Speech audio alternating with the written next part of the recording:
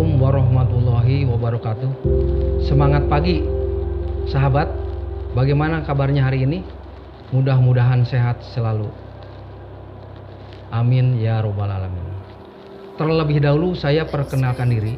Nama saya Abun Hasbullah, mahasiswa Pasca Sarjana Setiami Jakarta. Kali ini saya akan membahas tentang peran negara dalam APBN atau Anggaran Pendapatan Belanja Negara, di mana pembahasan ini meliputi 3 bagian, yaitu keuangan negara, jenis pendapatan negara, jenis belanja negara.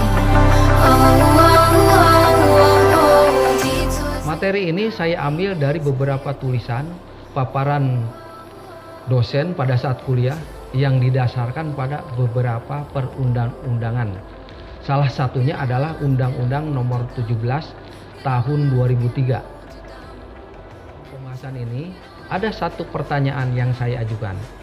Bisakah negara berdiri secara eksis tanpa didukung dengan anggaran? Ya, betul. Sebuah negara tidak akan bisa berdiri eksis kalau tidak didukung dengan anggaran atau biaya. Dana yang dimaksud di sini adalah keuangan negara. Baik, kita masuk ke dalam pembahasan. Menurut pasal 1 ayat 1 Undang-Undang Nomor 17 Tahun 2003, keuangan negara adalah semua hak dan kewajiban negara yang dapat dinilai dengan uang, serta segala sesuatu baik berupa uang maupun barang yang dapat dijadikan milik negara sehubungan dengan pelaksanaan hak dan kewajiban tersebut.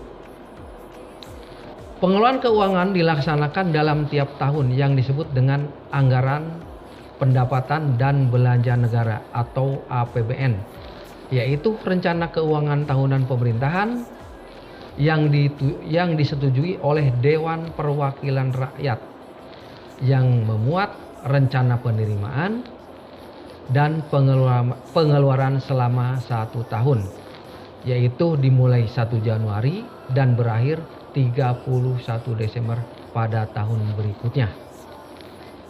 Dalam kalimat APBN terdapat 2 kata kunci, yaitu pendapatan atau penerimaan dan belanja atau pengeluaran.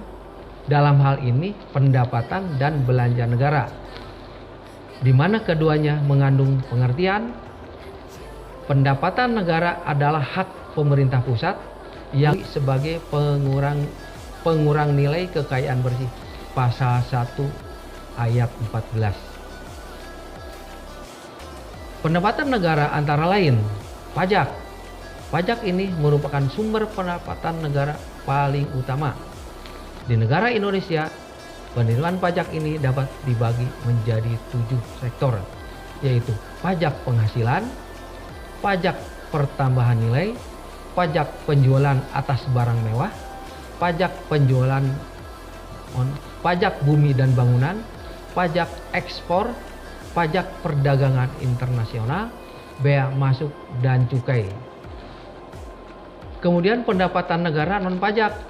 Sumber pendapatan non pajak terdiri dari 1. Keuntungan badan usaha milik negara atau BUMN, pengelolaan sumber daya alam, pinjaman, barang sitaan, sumbangan. Kemudian hibah. Hibah merupakan pemberian yang diberikan kepada pemerintah tetapi bukan bersifat pinjaman. Hibah bersifat sukarela dan diberikan tanpa kontrak khusus. Dana bantuan yang didapat biasanya diperuntukkan bagi pembiayaan pembangunan. Penerimaan yang berasal dari luar negeri juga masuk dalam pinjaman program atau pinjaman proyek dalam jangka waktu tertentu. Walaupun ada beberapa pakar bahwa pinjaman bukan termasuk penerimaan, namun dari beberapa nomenklatur atau sumber bahwa pinjaman tersebut termasuk pada sumber penerimaan pendapatan negara. Kemudian masuk ke belanja negara. Sekarang belanja negara, antara lain belanja negara ini terbagi menjadi beberapa jenis. Belanja pegawai, yaitu pengeluaran negara untuk keperluan gaji, tunjangan, uang makan, serta biaya lainnya untuk pegawai negeri atau ASN ataupun juga TNI dan Polri. Belanja barang yaitu pengeluaran negara untuk membeli barang yang digunakan oleh negara dalam menyelenggarakan pemerintahan. Belanja rutin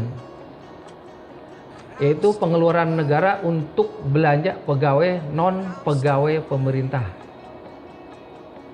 Selanjutnya, bunga dan cicilan utang. Pengeluaran pemerintahan untuk membayar bunga dan cicilan pokok dan pinjaman baik dari luar maupun pinjaman dalam negeri. Kemudian subsidi yaitu pengeluaran untuk berbagai macam subsidi pemerintah untuk masyarakat, misalnya BBM dan listrik. Berbagai pengeluaran yang bersifat non-departemen, sedangkan pengeluaran pembangunan adalah semua pengeluaran negara untuk membiayai proyek pembangunan fisik. Demikian sahabat sajian ini, mudah-mudahan akan bermanfaat.